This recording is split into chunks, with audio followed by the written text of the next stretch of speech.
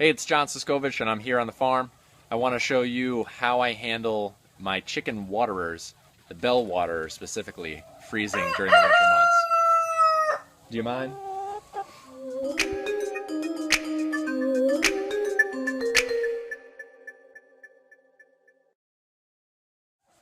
So there's a lot of fun do-it-yourself crafty projects for adding heat into the waterers, which you're very welcome to try. I'm going to do some experiments with them this winter, but quite frankly, I'm not a real big fan of it because in my winter housing I do deep bedding, at least this year I am, where I have wood chips and then I have hay covering those wood chips.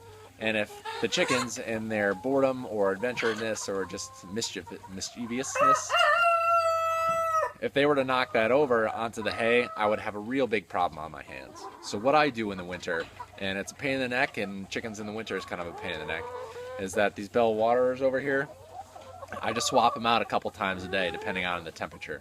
They get fresh water first thing in the morning, and then I go back and check it depending on the temperature, once or twice during the day, or a couple times during the day if it's really, really cold. Chickens can handle the cold real well, and having fresh water is a very important part of that. They metabolize their food with the help of the water, create heat, and capture it in their feathers. I'll do a whole other video on supplemental heat, what to have it or not to have it. Don't have it in the future.